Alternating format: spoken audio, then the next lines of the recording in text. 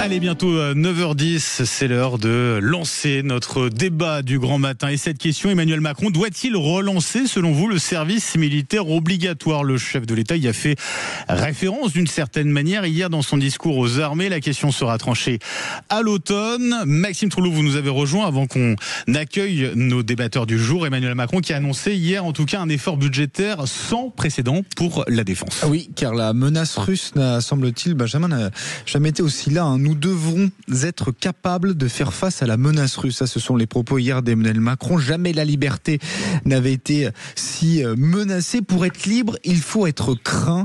Et pour être craint, il faut être puissant. Voilà les mots hier du chef de l'État. Alors, en pleine austérité, Macron annonce effectivement une hausse du budget de l'armée, une hausse qui était prévue, mais plus vite que prévu finalement.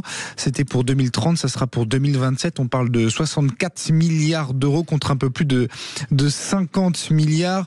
Concrètement, on attend d'en savoir un peu plus. On parle notamment des stocks de munitions, des drones de combat, des missiles de défense, l'entraînement de nos armées. Tout ça, évidemment, un prix. Et puis, on va en débattre, Benjamin. Emmanuel Macron qui a parlé de notre jeunesse, pour que la jeunesse ait l'occasion de servir. On parle effectivement donc du service militaire, à demi-mot, du service national surtout. En tout cas, le chef de l'État, avant de donner des précisions sûrement à la rentrée, à l'automne prochain, il veut, je cite, donner à la jeunesse un nouveau cadre pour servir. Ce que ça va donner, on le verra. Ce qu'il souhaite, en tout cas, Emmanuel Macron, c'est peut-être augmenter nos réservistes, augmenter nos armées. Aujourd'hui, il y a 27 000 candidats pour 15 000 poches chaque année. Faut-il, merci beaucoup Maxime, faut-il rétablir le service militaire? La question vous la pose au 0826 300 300 et sur nos réseaux sociaux, le compte Twitter, Sud Radio, Laurie. Alors, est-ce qu'il faut rétablir le service militaire? Qu'en pensent nos auditeurs? Alors, c'est très partagé. Oui à 45%, non à 43%, en partie 12%. Donc, continuez à voter. Pour l'instant, c'est mitigé. Et pour en débattre, nos deux invités ce matin, je remercie d'avoir accepté notre invitation. Christophe Blanchet, député de la 4e circonscription du Calvados. Bonjour. Bonjour. Et merci d'être avec nous ce matin. Vous faites un certain nombre de propositions concernant cette mobilisation de notre jeunesse. On va y revenir avec vous dans un instant. Et puis avec nous également le général Dominique Trinquant, ancien chef de la mission militaire française auprès de l'ONU, auteur de Ce qui nous attend aux éditions Robert Laffont. Bonjour général. Bonjour. Et merci d'être avec nous également ce matin sur Sud Radio. Alors, faut-il rétablir une forme de service militaire obligatoire? Alors, a priori, on ne s'oriente pas vers cela. C'est pas la piste privilégiée par Emmanuel Macron, mais la question revient tout de même sans cesse quand on parle de solutions à trouver pour que la jeunesse ait l'occasion de servir. Ce sont les mots employés par Emmanuel Macron hier. Alors, favorable ou pas, Christophe Blanchet, un retour du service militaire? Aujourd'hui, les propos du président de la République sont très clairs. Pour éviter d'avoir à faire la guerre, il faut montrer qu'on est en capacité à la faire et montrer qu'on est prêt à la faire. La capacité, c'est le budget, c'est les industries, c'est notre armée. Mais le prêt à la faire, c'est la nation, c'est la population. Ce sont les Françaises et les Français qui montrent qu'ils sont solidaires et qui sont unis derrière un chef de l'État qui a cette capacité c'est le chef des armées. Et le chef des armées, c'est ce que le général de Gaulle disait, la défense, c'est le premier des choix pour défendre un pays. Il faut d'abord de la défense pour pouvoir exercer ses politiques publiques. Donc aujourd'hui, le sujet, c'est comment est-ce qu'on applique la totalité de la nation, la totalité des Français, à comprendre que notre destin commun est dans l'union.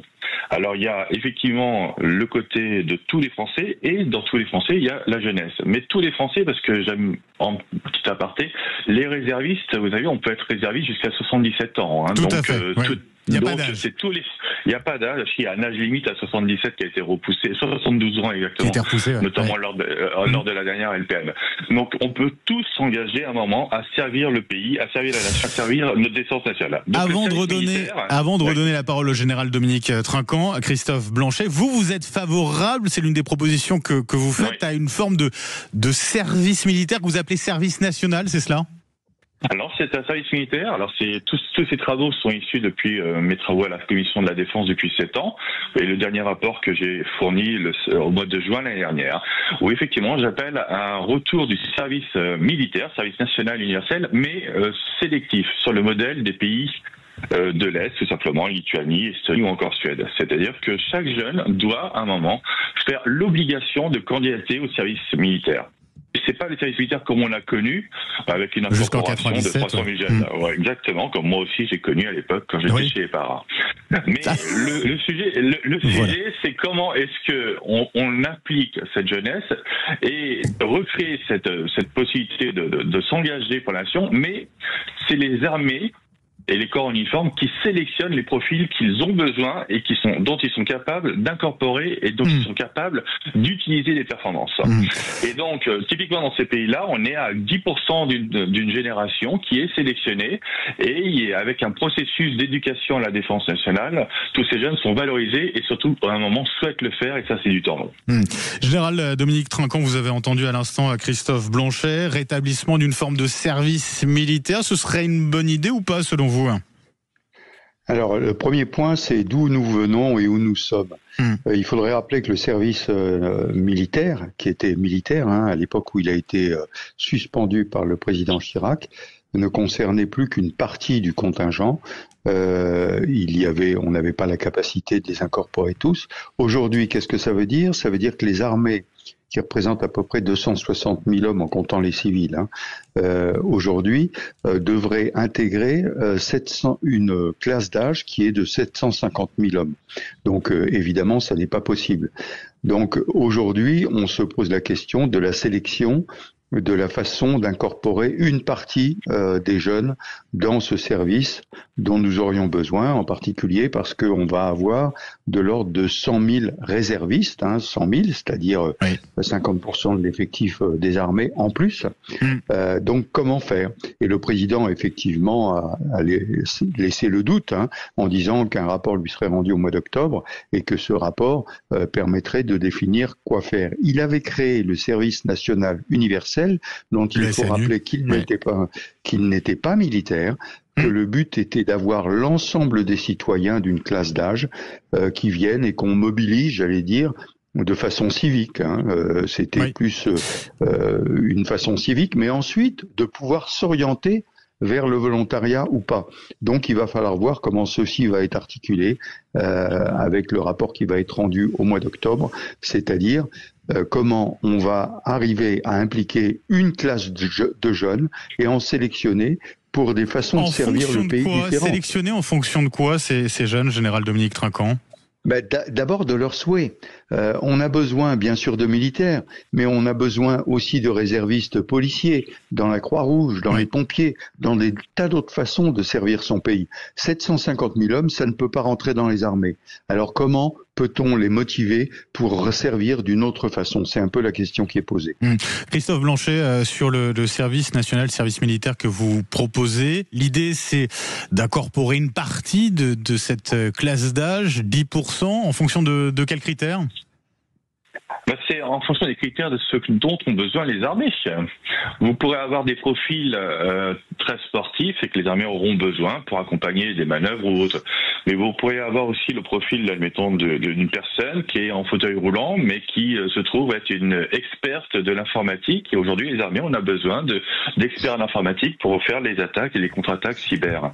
Donc c'est les armées et les corps en uniforme qui émettront à la fois leur capacité et leurs besoins, mais leur capacité en fonction de leur capacité d'hébergement et d'accompagnement.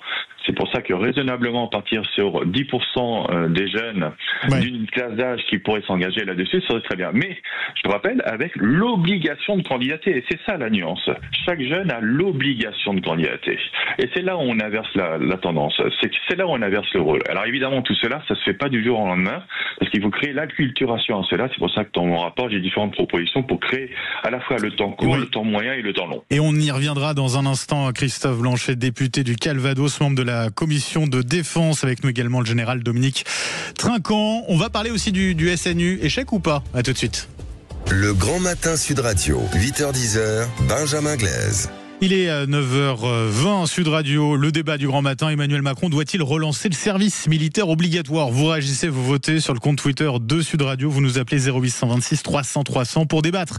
Avec nous, Christophe Blanchet, député du Calvados, membre de la commission de la défense, qui fait un certain nombre de propositions. On en parle tout au long de ce débat. Avec nous également, général Dominique Trinquant, ancien chef de la mission militaire française auprès de l'ONU, auteur de Ce qui nous attend aux éditions Robert Laffont. On en parlait juste avant la pub. s'occupe de la question du SNU, le Service National Universel. C'était la solution d'Emmanuel Macron pour mobiliser les jeunes. Général Dominique Trinquant, c'est un échec ou pas aujourd'hui le SNU ? Écoutez, pour l'instant, le SNU en est en phase exploratoire, c'est-à-dire que le SNU qui devait être obligatoire est resté pour l'instant sur la base du volontariat. Monsieur Gabriel Attal, lorsqu'il était Premier ministre, avait annoncé qu'il allait généraliser à la rentrée 2026. Bon, aujourd'hui, on n'en est pas là. Et les deux questions qui se posent, c'est qu'il y avait deux opposants. Vous savez que le SNU se faisait dans le cadre, en fait, de l'éducation nationale et que les armées étaient réticentes parce qu'elles ne voulaient pas que leur budget soit amputé par ce SNU.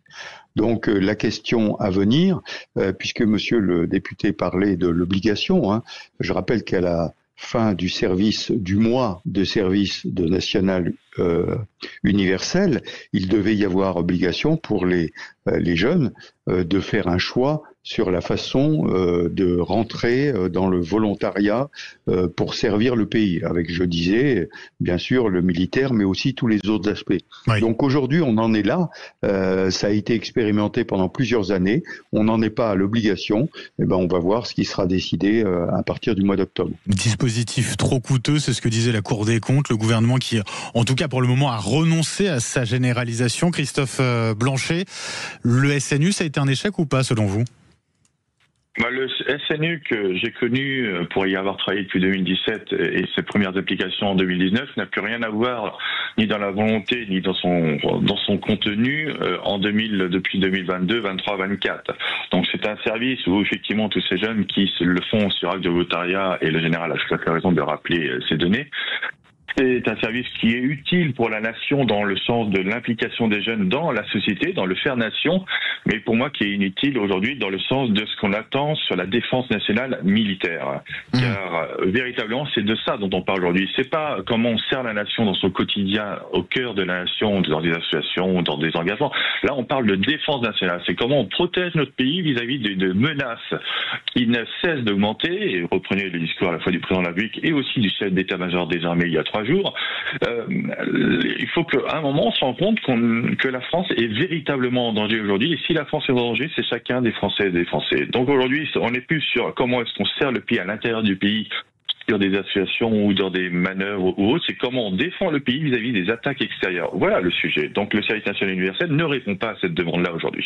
Général Dominique Trinquant, vous partagez bien l'avis, l'opinion à ce sujet de Christophe Blanchet. L'idée, c'est quoi ? C'est de former des jeunes à faire la guerre ? Emmanuel Macron, il nous prépare à la guerre ? Mais attendez, il y a les deux. Je rappelle que le service national universel, c'est fait à 16 ans. Donc on n'engage pas les jeunes à 16 ans.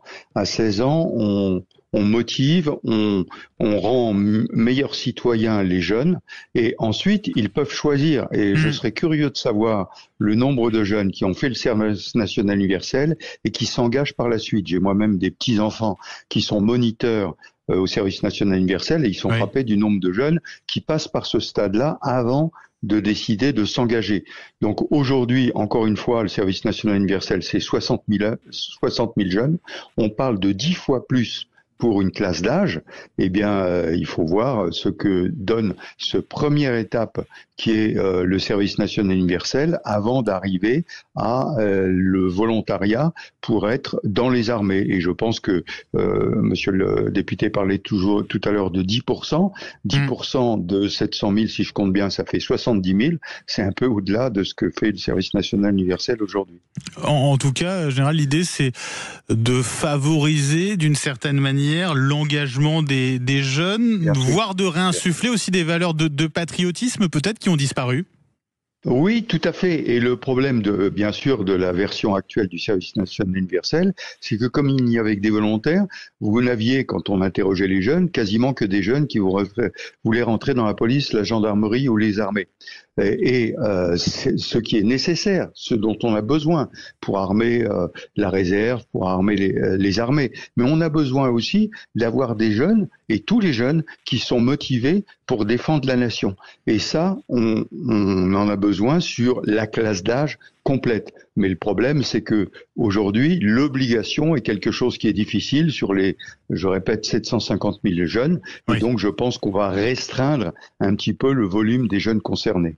Christophe Blanchet, député, je rappelle, du Calvados. Vous faites d'autres propositions sur ce sujet-là. Vous proposez l'instauration de cours sur la défense nationale pour les élèves de seconde et également, vous faites une proposition choc, la suppression du jour férié du 8 mai. C'est pas rien, ça. En quoi ce serait utile ? Alors, d'abord, toutes mes propositions sont issues de mon rapport avec 50 autres propositions, mais tout ça, c'est créer un fil rouge. Et le fil rouge, c'est à court terme, moyen terme et long terme. Et donc, pour réussir à obtenir éventuellement une adhésion à un service militaire, il faut acculturer les jeunes dès le plus jeune âge. Et comment on acculture les jeunes ? Alors, une petite remarque, on peut acculturer les jeunes si le monde des adultes est lui aussi exemplaire. N'oublions jamais que les jeunes reproduisent ce que les adultes font. Donc, quand nous faisons mal, les jeunes font mal. Donc, n'attaquons pas les jeunes et protégeons nos jeunes là-dessus. Sur le 8 mai, c'est simplement un constat. Le 8 mai a été supprimé férié par le président Valéry Giscard d'Estaing en 1974, a été rétabli jour férié par le président François Mitterrand en 1980 pour permettre aux Français de participer aux cérémonies patriotiques, car le 8 mai avec le 11 novembre sont les deux seuls jours patriotiques fériés. En l'occurrence, si on fait le constat autour de vous, et je pense autour de vos services, c'est que combien est-ce qu'il y a de Français qui viennent aux cérémonies patriotiques du 8 mai. De moins en moins. De plus en plus à déserter à une palette. Donc le sens patriotique de cette journée n'est plus en adhésion avec le sens initial. Moi je pense qu'aujourd'hui, supprimer ce jour férié pour lui redonner un vrai sens patriotique, notamment à travers l'école, où les cours pourraient être destinés aujourd'hui à l'explication de ce qu'est historiquement ce 8 mai à différentes classes d'âge évidemment et en fonction de l'âge des élèves, mais surtout profiter de cette journée pour donner ce que c'est que le sens de l'engagement, avec des débats, notamment la journée, avec des personnes qui sont engagées ou des anciens militaires ou qui sont engagés, mais des personnes aussi qui s'engagent pour la nation, que ce soit dans une mairie, si on est élu, ou dans un département ou dans une association aussi. C'est montrer le sens de l'engagement pour les autres. Et évidemment, en rétablissant ce 8 mai non férié, il y a école, donc à chaque fois, donc dans les écoles, départements, avec les collèges ou les lycées, la participation à la cérémonie patriotique dans le lieu où est situé le lieu scolaire. Ça redonnerait à la fois l'aspiration, une visibilité et une envie. Aujourd'hui, je pense véritablement qu'on doit écrire une histoire, et c'est notre histoire qu'on ne doit pas écrire parce qu'on la connaît, mais c'est la retranscrire. Et aujourd'hui, on a besoin, et pas que les jeunes, la société dans sa généralité, parce qu'aujourd'hui, on a quand même une génération de parents, d'enfants qui n'ont pas fait leur service militaire, donc qui n'ont plus cette acculturation à la chose militaire. Donc on a besoin dans notre société de refaire nation sur la défense nationale, sur ce qui nous rassemble tous, et ce qui nous défend tous, et ce qui nous protège. Donc le UV fait partie d'un des processus que je propose dans le fil rouge sur comment redonner un sens patriotique aux Françaises et aux Français, ou comment rééduquer les Français à aimer la France. Et cette phrase-là, elle est issue de Léon Gauthier, qui était le dernier vétéran des Condo Kieffer qui avait débarqué le 6 juin, qui disait aux jeunes qu'il rencontrait, je me suis engagé à 17 ans à traverser la Manche pour rejoindre le général de Gaulle en 1940 parce que j'ai été éduqué à aimer la France.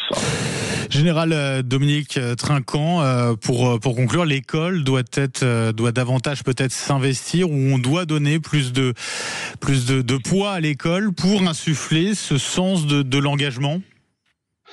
Oui, bien sûr, l'école, l'éducation dès le plus jeune âge est importante. Moi, je suis frappé, je vais dans les cérémonies patriotiques dans les villages qui sont près de chez moi, et je suis frappé des écoles qui viennent, et comme les enfants viennent, eh bien les parents viennent. Et vous savez, c'est très joli de voir la chorale des enfants du village dirigée par un enfant du village en train de chanter la Marseillaise devant le monument aux morts. Donc il faut un peu essayer de généraliser cela, bien sûr. Merci beaucoup, Général Dominique Trinquant, ancien chef de la mission militaire française auprès de l'ONU, auteur, je le rappelle, de Ce qui nous attend aux éditions Robert Laffont. Et merci également à vous, Christophe Blanchet, député du Calvados, membre de la commission de la Défense.